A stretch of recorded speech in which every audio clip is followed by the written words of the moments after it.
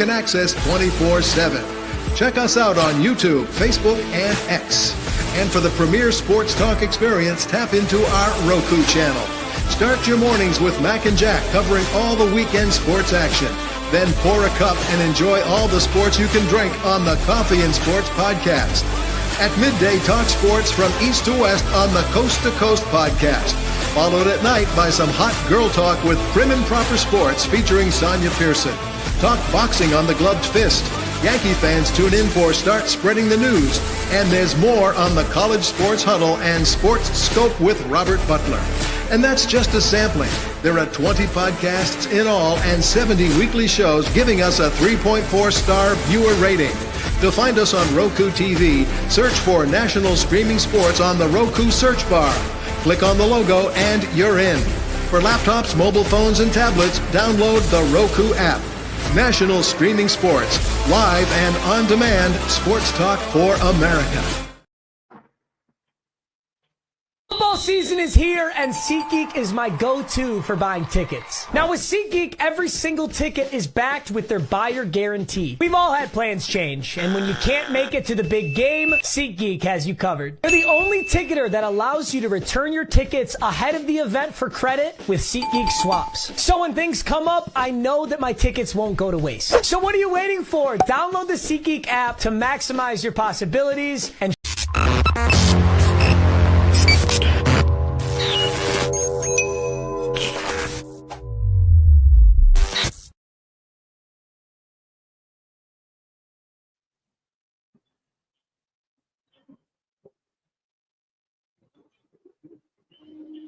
It's Friday, Jack. We made it through the week again, and of course, down right now behind in the our I don't know if it's called the green room in podcasting, but he's down there. He's ready to come on. Keith Angle, who comes on with us every Friday. We'll bring him up now because we can get right into some college stuff almost right away. But to remind everybody, if you're going to use SeatGeek, use NSS promo code when you go in, and that way you're going to get money off your first buy. Then use it when you go out. When you come back, you'll continue to get great deals on the tickets, best in sports and best in music concerts. Good morning, everyone. Keith, glad to have you. Jack and me are looking forward to talk a little college with you. And, of course, we got to start out with Notre Dame and Penn State. Good morning, guys. Listen, before we go there, I want to talk about your green room. My green room, we have beverages, we have, little snacks, shrimp. Here I come in, I got nothing. So I just want to point that out. Keith, you gotta look in the cupboards. I think Jack has some old stuff in there, and I got some cheese to go with whatever you need. So we got that. The green room, that's for selections. I hang on every word Keith says about college football, except when it comes to the quarterbacks coming out. I kind of detour to you, Mac, Okay. Because Keith, advised us on Will Levis, So, okay. But Keith, what a game that was yesterday. What a game. Great game last night. A lot of fun. Again, some penalties, but you can't blame referees. I think they made the right calls pretty much all night long. Where they needed to be made. Both teams made a couple of mistakes, and Penn State made the mistake where it mattered the most. At the end of the game, where Drew a largest threw a pass he never should have thrown. And that game would have gone to overtime. But Notre Dame, I'll tell you what, Riley Leonard's one of the toughest guys I've seen in college football play this year alone. I won't compare him to other guys in the past, but this kid is big. He's a lot of fun to watch. He's enthusiastic. He gives this team a lift. Notre Dame was struggling. Penn State was controlling the line of scrimmage in the first half of this game. They weren't putting a lot of points on the board, but they were running the football well. Their defense was just stifling Notre Dame's offense. They made some adjustments at halftime, which really made a big difference. Both teams did, actually. And Riley Leonard coming back after being knocked out of the first half, I think gave this team a big lift as well. Exciting football game. I mean, back and forth, and it was fun to watch. That's why I still, with all the crap that goes on around college football, that's why I still love college football. It seemed to me that Penn State's defensive front was just overpowering Notre Dame's offensive line. And how Notre Dame managed to win this game, I mean, I just can't see it, but they found a way. I think they made some little, blocking assignment adjustments at halftime, and you saw some holes open up that weren't there. And Notre Dame, if you notice, I think ran more north and south in the second half than they did in the first half. They tried to get too cute. You saw a lot of third and short. Riley Leonard's running the football every single time, and they just couldn't stop that. Love banged up, his numbers don't look great. He had one of the best touchdown runs I've seen all year for about 3 yards out. He took like 4 guys into the end zone with him. Notre Dame just seemed like they had, they had the luck of the Irish last night, I guess. And but luck is a manifest. You manifest your own luck, I think, in life a lot of times, right? It's a residue of good design, to use one more cliche. And I'll tell you what, I think this team also is a reflection of Marcus Freeman and Marcus Freeman's development as a coach. He's cool over there. He's calm. He gets a call he doesn't agree with. He's kind of laughing and joking with the referee. I think this team plays looser because of the way Marcus Freeman is on the sideline. As compared, he's like one of the guys. I don't know, Mac, whether you get this feeling, and Keith, but you get the feeling there's no coach that's more liked than Marcus Freeman. Just everything about him, you look at him, you watch him, you just like the guy. Agree 100%, and I think that's the difference. And these 4 coaches in this Final Four all have something to prove, all of them. And it's a very interesting dynamic. And to watch the difference, I think, between Franklin and Freeman, to your point, Jack, I mean, there was an article in The Athletic this week about, are the Irish likable now? For years, people have rooted against the Irish, right? But because of Marcus Freeman and the things you just talked about, more people are gravitating towards that team in a likable way. So they're fun to watch. And I think he's learned so much. I was on his bandwagon for 3 years and defended him on my shows for people that were saying he wasn't ready for this job. And I said, give him time to grow, give him time to grow. And after the Northern Illinois game, I was jumping off that bandwagon. But I think that he learned a lot that day, made adjustments they needed to make, and here they are in one game away from the national championship. Well, Notre Dame, I think more people like them now because they're underdogs now. Right? They're not on top of the heat. Everybody loves an underdog.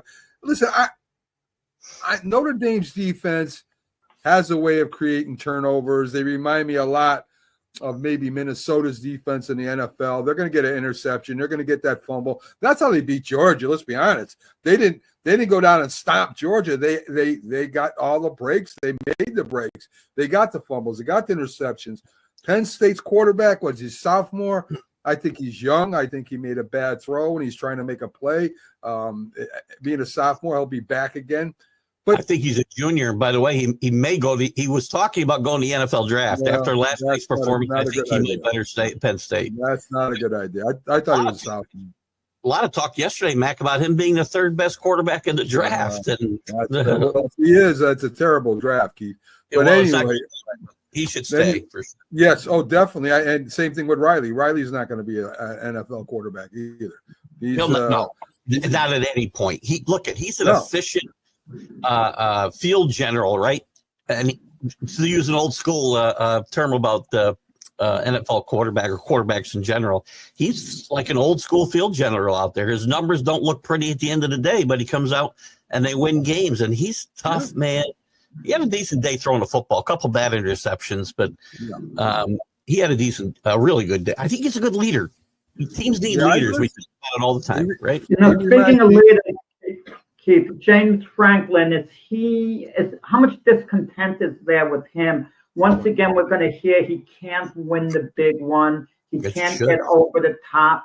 Is he indirectly on the hot seat? Now, his job's not in jeopardy right now, but if Penn State is so-so next year, then is he going to be on the hot seat? Yes, but there's a huge buyout to be considered, right? Usually this doesn't matter, because these alums have lots of money to buy these guys out, but he's another guy going to cost them $60 million-ish, depending on how soon they get rid of him. If it's next year, $50-60 million to pay him to go away. That's not chump change, right? And I don't know. Yes, there should be a lot of discontent. He still hasn't beaten as far as I know, a big top 5, 10, even top 10 team in a big game. I'm not counting Boise State. I'm not no disrespect to Boise State and SMU. They're not Notre Dame. They're not Ohio State and Michigan and all these other teams that James Franklin can't seem to beat. I think it's teams, again, I think teams will play with a lot. They pull a lot of energy or negative energy from their coach, I think. And I think you watch Penn State late in this game. I watched Alar on the bench while Notre Dame had the ball, and after they had after Penn State had gone ahead and Notre Dame started to drive, and his body language on the bench is like, he's in a panic over there, and they're ahead. And I think that's James Franklin. I think that oozes off of him. Same thing with Ryan Day a little bit in Ohio State. So there will be heat on James Franklin, but maybe Penn State's happy to win 12 games a year and get to a playoff, and they're happy. I don't know. I wouldn't be if I'm a Penn State alum. Penn State, of course, they're a big university, but I mean, if you're going to compare them to Ohio State, even Michigan, Keith, I don't know if they're big as these two schools. I know they're not big as some of the SEC schools. They're just a lunch bucket team. They're going to come in there. They're going to play hard. They're probably going to lose some close games like they have. Listen. How much more can you do with Penn State? When they had Saquon Barkley, they couldn't win the national championship. I mean, they haven't won a national championship in years, and they've had some really good players. Yeah, I'm trying to think. I think they've won. Maybe they haven't. It's been since 1988 since Notre Dame won. I don't know. I don't think Penn State's won one in that time frame either.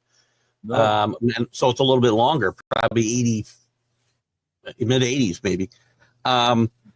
But they always have some talent, but they don't have the same talent up and down the roster that the Ohio States have. They don't. I mean, they probably match up with Notre Dame today, but recruiting in today's NCAA is different, right? They don't dominate and just get everybody from the East because you don't keep teams in their regions anymore. Kids will go play anywhere.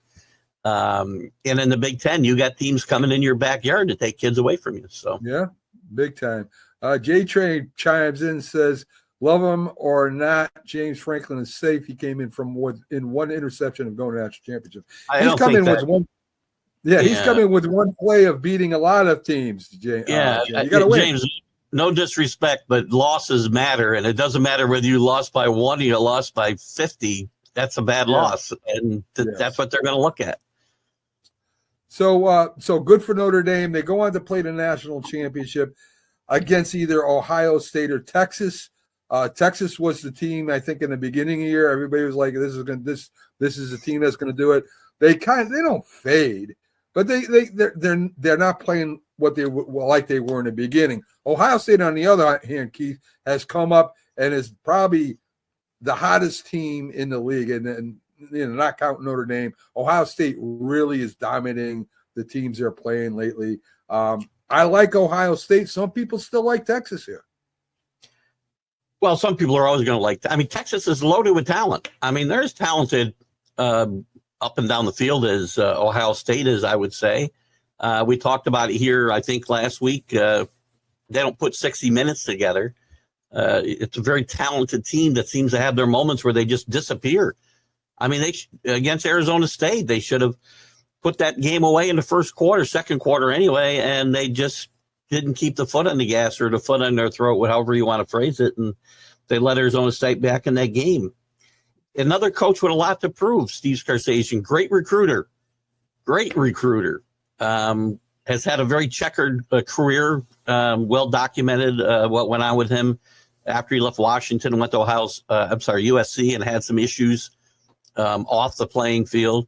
Rehabilitate himself, one of those guys who rehabilitate himself under Nick Saban and his staff, and has done really a really good job at Texas, except for winning national championships. And Ryan Day has his own issues. As good as Ohio State has looked the last few weeks, and they look like they have the momentum, you've seen it with this Ohio State team over the years. So they'll throw up a stinker when you least expect it. They haven't been terribly consistent. They get off to a strong start like they got off the last 2 weeks. That's a key, I think, for Ohio State tonight. I do like them to win this game, quite frankly. But Texas certainly could win.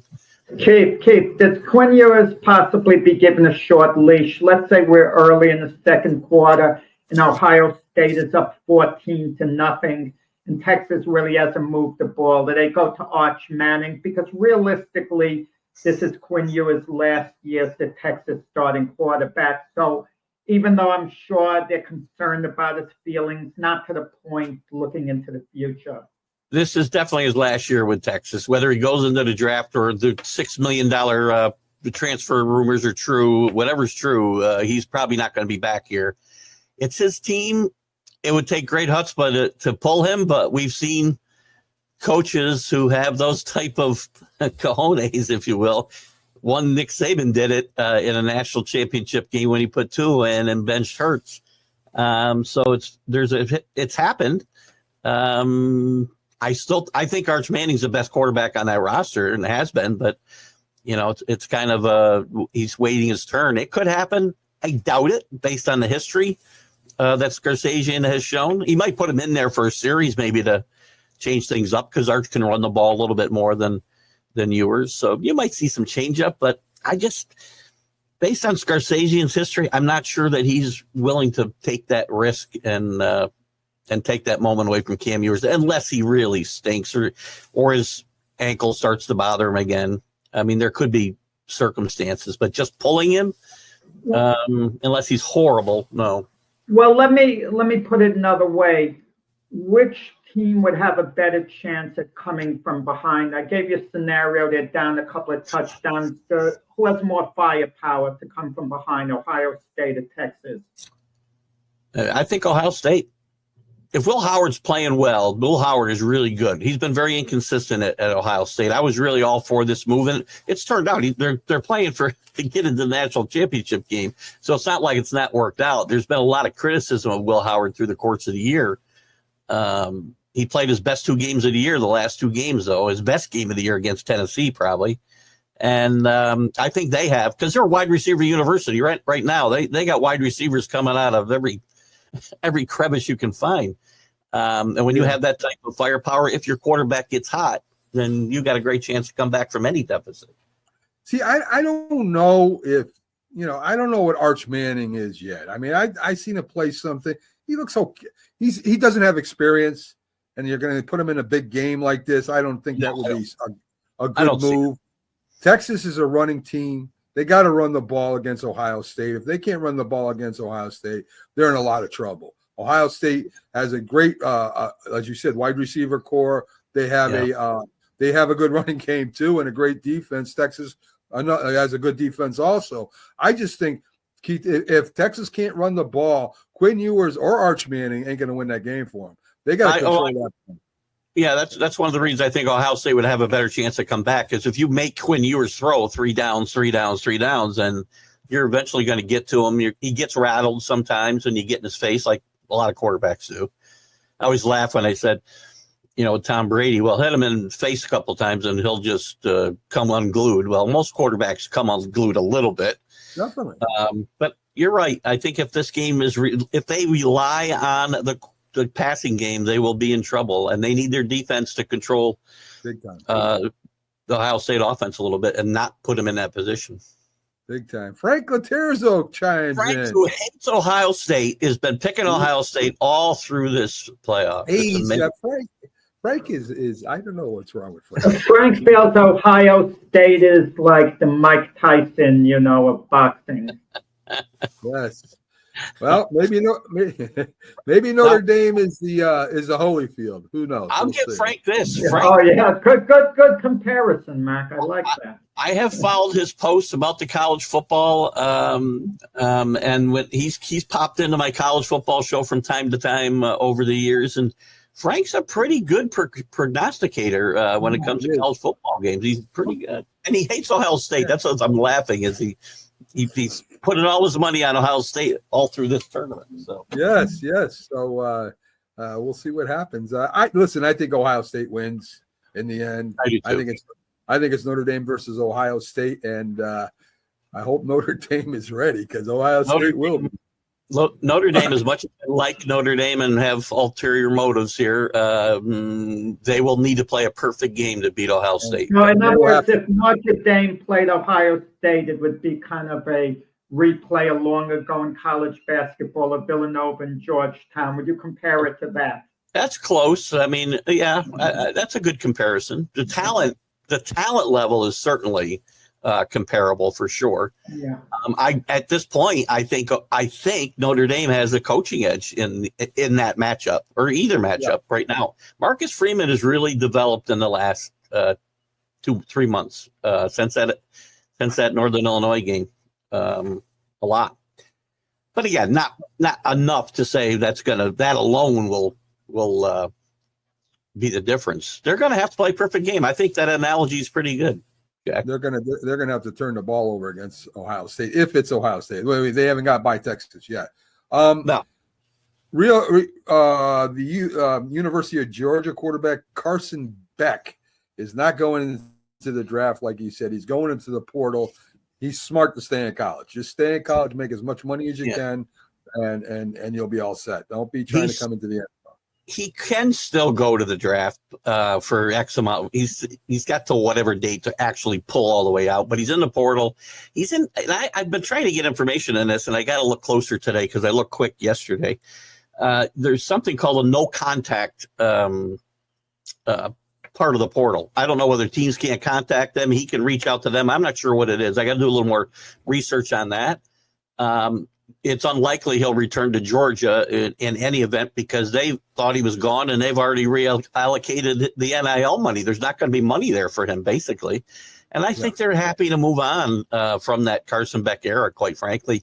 He is smart to move on, find a place where he can, if he can throw. He can't even throw probably till spring practices because of the surgery he just had. So he's a great unknown, and it's going to be a reach probably for somebody to give him a lot of money. But, there's teams out there that might be looking for somebody like Syracuse caught lightning in a bottle getting Kent McCord. Sorry, he was on Adam 12. He wasn't a quarterback. Yeah, but he did a great job. Kyle he did a McCord. great job at Adam 12, especially since one out of 12. Yeah, I do that all the time.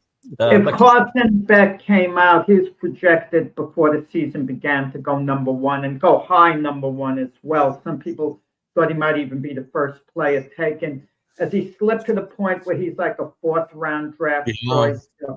He's a day 3 pick, whether it's fourth or fifth round right now. So he's making the right decision because there's the one guy who's lost millions of dollars this year. And again, it's not all his fault. That team wasn't as good. He made some bad decisions, and his numbers weren't as good, and the team wasn't as good. So he gets hurt because of it. Yeah. And now the injury on top of it just makes it even worse. So. Yeah, injured or not injured, he's not gonna. You just look at him, Keith. You think you can too. You can look at what they're always in the shotgun. They're always in spread formations.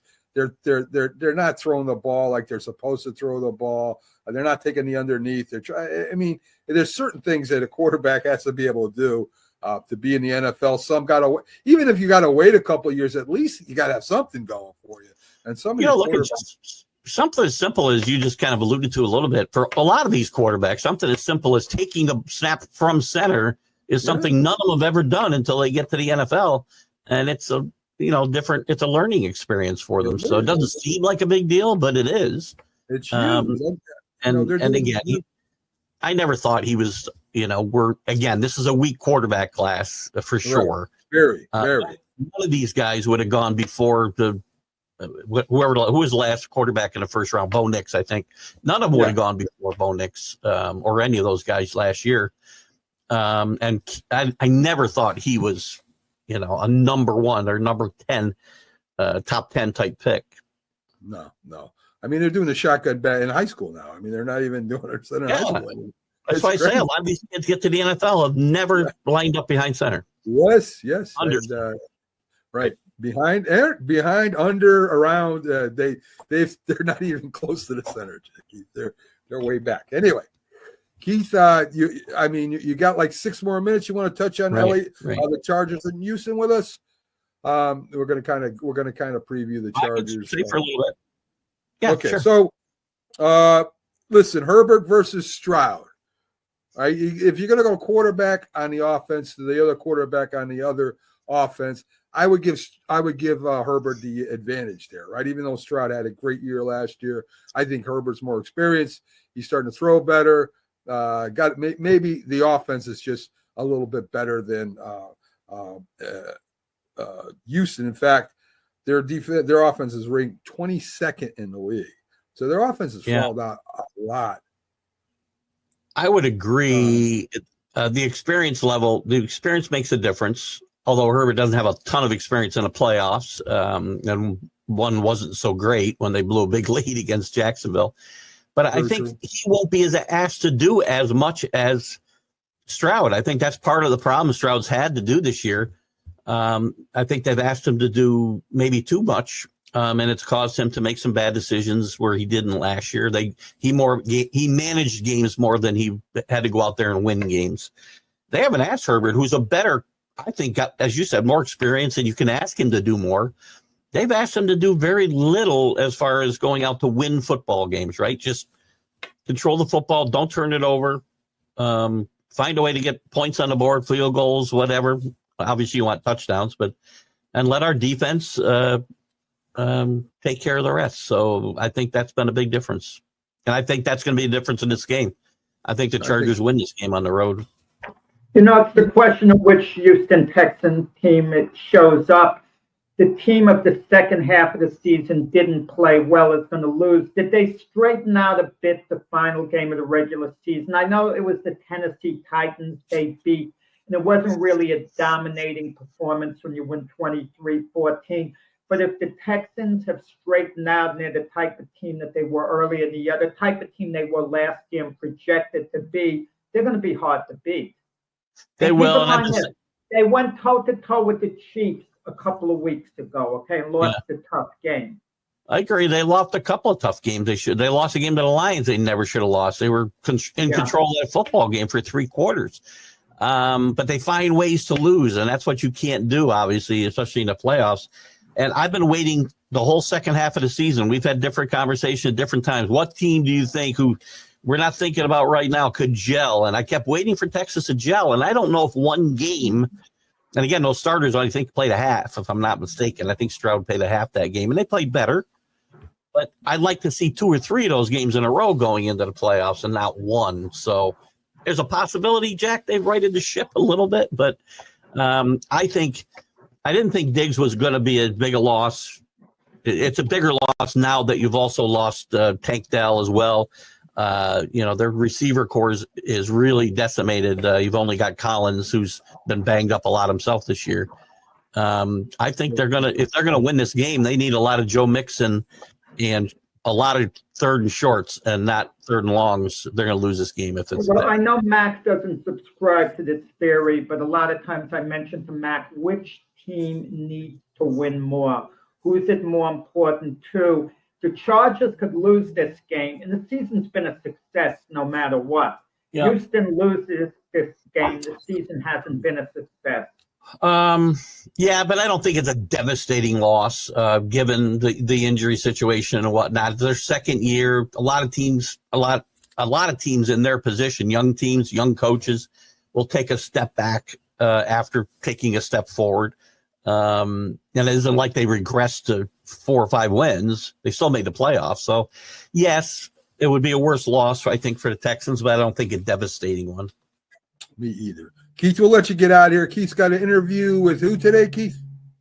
I have Tony Collins, former New England Patriot running back, on the show today. We're going to have a great conversation about his time there and his struggles, his personal struggles, which he's turned into a message.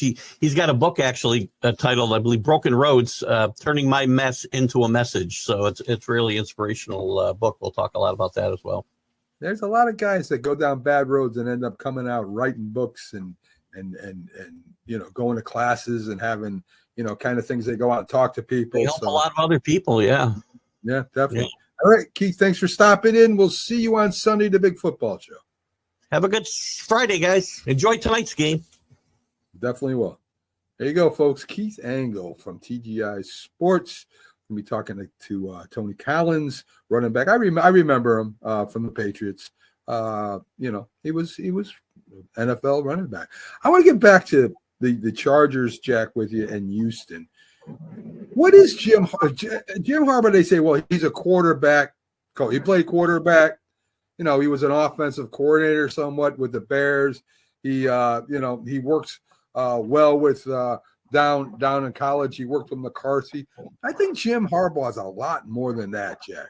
I think he's defensive, offensive, special. I think he's just a very good head coach that went to the Super Bowl. Probably will end up eventually going to the Super Bowl again. I don't know if he'll win it or not. I'm just saying chances are he will, because he's got that thing with him. He's got that it. He's a little nutty, but he's got that it with the players and coaching. He's a terrific coach. He's a winner. He's a difference maker. Look what he did with the 49ers. He had a good starting quarterback in Alex Smith, and the players all rallied around Alex Smith. They all liked him. Alex Smith did a heck of a job. Yet Jim Harbaugh had the guts to replace him with Colin Kaepernick because he thought Kaepernick had a little more upside to take the team to the Super Bowl, which happened. Okay, and then they won the mix the following year as well, came a little short of making it to the Super Bowl. And then he goes to Michigan. It took him a number of years, but eventually they won a national championship. His quarterback, J.J. McCarthy, was a first-round draft choice. And in large part, McCarthy was a system quarterback, a part of Jim Harbaugh's system. And now he comes to the Chargers. His success is undeniable. He took a team that picked 5th overall in the draft. He didn't go for the glamour player in a Malik Neighbors when they picked. He went with Joe Alt, an offensive lineman from Notre Dame. And Alt because that's how he likes to build his team, Alt is having a all-pro year, just to let everybody know out there. This rookie is unbelievable over there. He if you watch any of the video for him, you watch him against Houston. I mean, he dominates the defense. Great pick for the Chargers, and that's what they wanted to do, right? They wanted to pound the ball in the beginning. And don't think that Justin Herbert ain't going to throw the ball, folks. The dude knows how to throw the ball. And, I don't care if he's only got 1 or 2 wide receivers. I'm telling you, this guy's going to throw a touchdown and win a game, maybe against Houston. I don't know how good Houston is right now, Jack. I know they got a good defensive coach. Their defense, like I said, has is ranked 6th. So it's in the league. It's a good defense. But the offense is the problem. And you don't want to go into the playoffs bleeding. You have to stop the bleeding. Did the Texans just put a Band-Aid on it? It was the Tennessee Titans they beat last week. I mean, let's face it, the Tennessee Titans, who probably weren't going all out as far as their coaching staff went, as far as winning the game. At least their fan base, you have to believe, didn't mind losing the game because now they have the number 1 overall pick in the draft. But did the Texans straighten things out? Are they really ready to go? I was listening to D'Amico Ryan's post-game speech to the team. Well, the Chargers come to our house now. Since when has Houston been an intimidating place to play at? He says they're coming to their house now. But D'Amico Ryan is a defensive coach. And maybe, they are going to get straightened out, for this week, because the playoffs, some teams can turn on the switch on and off. For the most part, they can.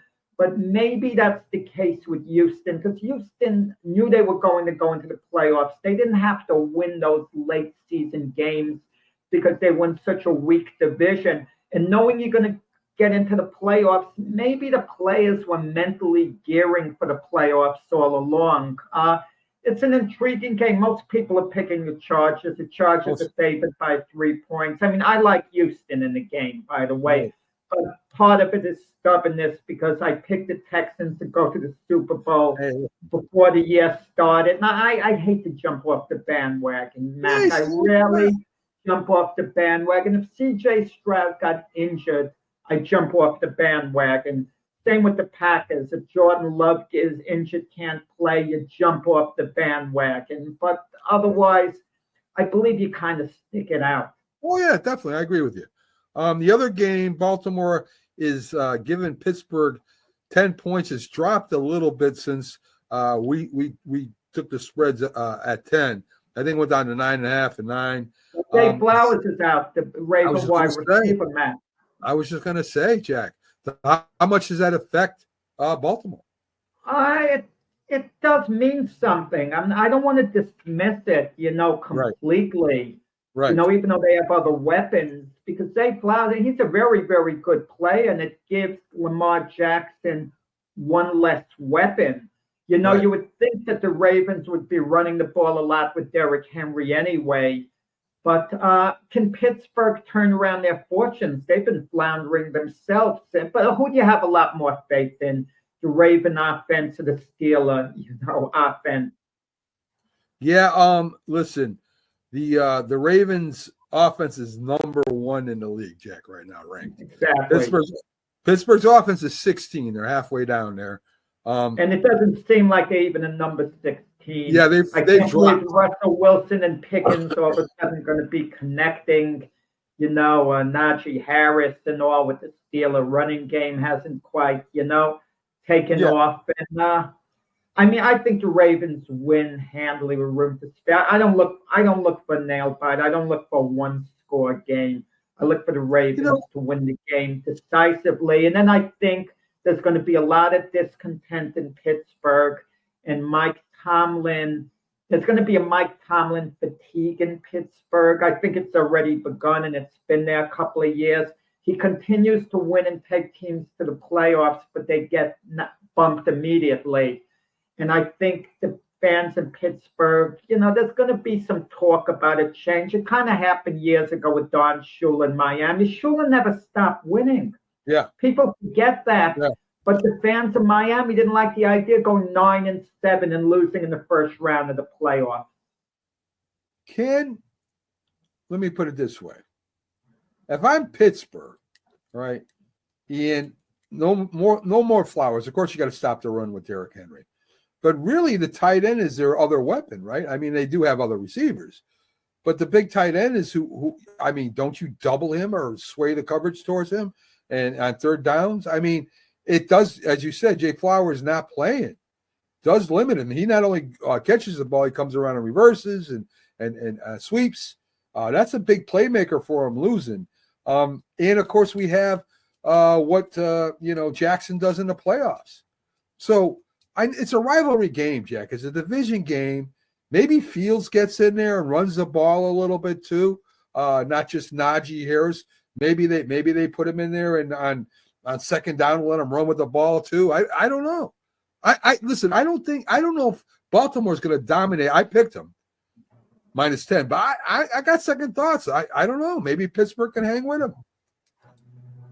Justin Fields might get in the play now and then to run the ball. I wouldn't think he would be a major factor in the game. But you mentioned the running game. Quarterbacks, Lamar Jackson can do what he did early in the year, what he did last year, what he's done in past years.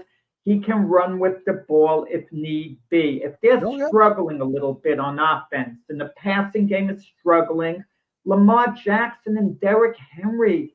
I joked around in the past saying the best running back in the NFL is Lamar Jackson. No one's better running the ball, but he runs from the quarterback position. Right. So they have that extra dimension. And Russell Wilson, even though he could use his legs, he's going to have to beat you with his arm at some point. And I have a lot less confidence in Russell Wilson sustaining, a good game than I do in Lamar Jackson. Lamar Jackson is a major asset for the Ravens. Can you really say the same about Russell Wilson as the Steelers quarterback? No, you can't. And Pittsburgh's defense was a type of defense that got turnovers, right? Strip sacks, interceptions, and they haven't done that lately. And that's they what lost I think. Their edge. Did they get it back? We talk about the Texans. Can the Texans get their edge back? Can the Steelers defense be what they were early in the year? Can they get that edge back? It's been a long time since we've seen the Steelers defense show up. What leads us to believe they're going to turn the switch on for the playoffs? They needed to show up in these late season games, and they weren't the defense that we hoped they'd be. So what makes us think they're going to be that, tomorrow against the Ravens? I agree. Now, we talk about Mike Tomlin being one of the great. I mean, he's going to Hall of Fame. Mike Tomlin is definitely going to Hall of Fame. John Harbaugh has won more Super Bowls than Mike Tomlin, right? Am I saying it right? No, they each won one Super Bowl. No, they each won one Super Bowl. Okay, yes. Tomlin's The other one, Tomlin's gone to 2, Harbaugh's gone to 1. But John Harbaugh has been an outstanding coach because he usually has the Ravens in the mix. Right. So, year after year. They're both very great coaches. Great coaches. I mean, yeah, John Harbaugh there was that guy from Minnesota who took over the Ravens. The Ravens won that first Super Bowl. So Cincinnati, the Bengals file a petition to the NFL against KC for tanking the last game because some fans filed a petition, which is the head coach has been very outspoken in Cincinnati. Has been very outspoken about this. He's been outspoken. Zach Taylor, if he did a better job, he wouldn't have to. He went 9-8. His team went 9-8. Partly because of the miserable coaching job he did early in the year. The Chiefs should file a counter petition why he did such a poor job, why he didn't give them more of a challenge, why he didn't elevate his team, why they went 9-8. While I agree with that, what I don't agree with is not showing up to play that last game against the Broncos. They have no obligation. Who did the Chiefs have an obligation to? They had an obligation to themselves. Let me finish. They have an obligation to the NFL. To the NFL, the integrity of the NFL alone. Don't have obligation to get ready for the playoff. And if they're not going to play to win the game, which Herm Edwards, you play to win the game. If you're not going to play to win the game, forfeit. Just tell the NFL, tell the Broncos, you won the game. We don't even want to play because we're not going to even try. We're going to put our third stringers or taxi or whatever they are, practice squad players in there, and we're just going to throw them and you can kick our ass 38-0. Philadelphia did that with the Giants. Other teams did the same thing that the Chiefs beat the Giants. Philadelphia beat the Giants, Jack. They didn't get robbed by the Giants. Denver's a much better team than the Giants. If the Chiefs are playing the Giants, maybe the Chiefs win that game. Who knows? And Denver had to win the game to get in the Super Bowl, and affected them losing tank. Not only affected the Bengals, but affected Miami too. Mac, Kansas City is flying to Denver. Their flight gets delayed because of miserable weather, mechanical difficulties. So they're delayed, they're inconvenienced, they're harassed for a meaningless game to them. And they have to go to Denver. They're human. They cannot possibly be psyched and up for a game like that. They want to rest their guys, have them ready for the playoffs. That's all they care about. That's what I'm saying, Jack. I'm not disagreeing Cincinnati should have played better. But there are teams that come in at the end of the year and end up in the playoffs. You would agree with that, right? Would you agree with that? That there are teams. Cincinnati didn't get it done. So listen, they won their last 4 games? They did make a run at the end. All I'm saying, Jack, is if you're not going to play the game, why put anybody out on the field? Just let the NFL know. But you have to play the game, Mac. If you're going to play the game, are you going to play the game? Are you going to play the game to win or to lose? That's all I'm asking. Mac, with that kind of attitude, Mac. Yes. Exhibition games, you should play your starters. Once you're on the field, even if it's an exhibition game, even though it's preseason, play your first teams, playing the whole game, go all out to win. Okay? Well, they used to. Jack. They used to have 4 preseason games, and they used to play the starters quite a bit. They did. That's the way it was. Yeah. So I mean, you're not saying anything new. I mean, that's the way it used to be. So all I'm saying, listen, Jack. They're crying about betting, influencing the games. They're crying about the games are scripted.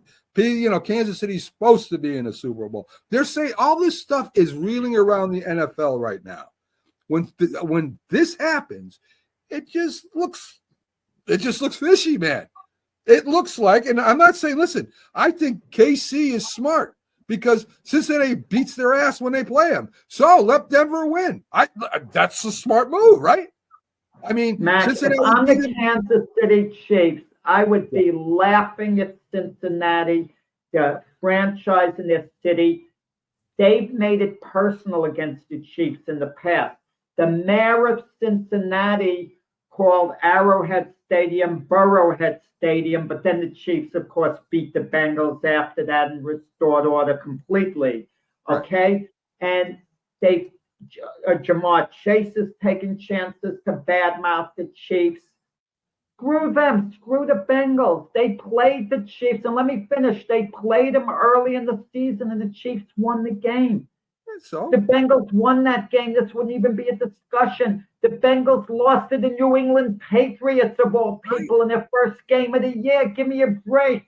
They win that game. They were in the playoffs. They got what they deserved. Let me finish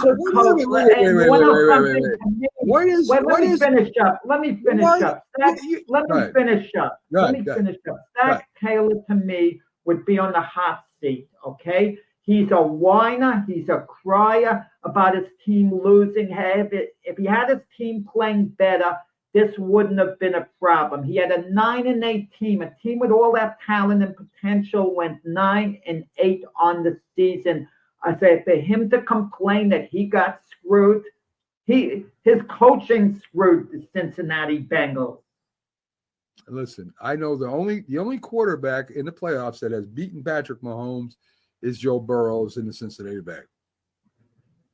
Tom Brady beat him in the Super Bowl. I'm not talking about Tom Brady. I'm talking about the AFC.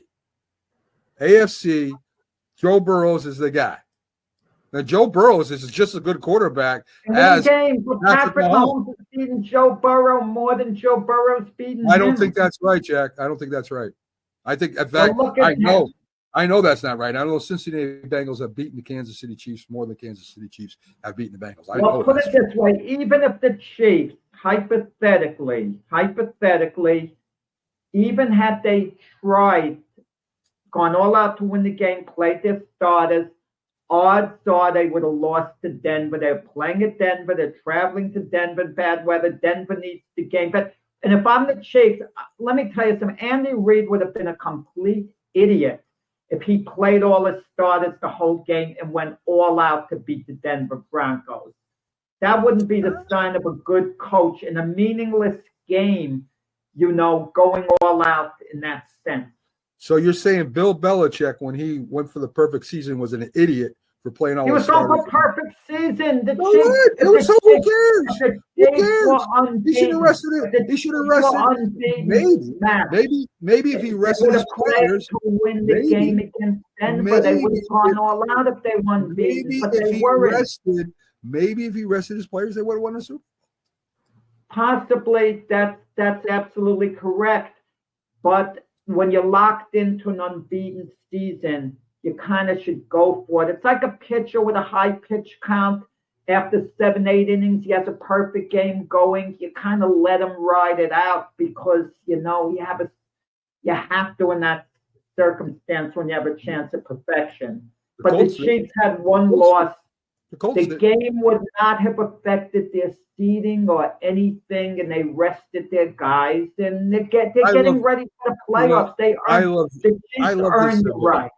They were getting a rest anyway.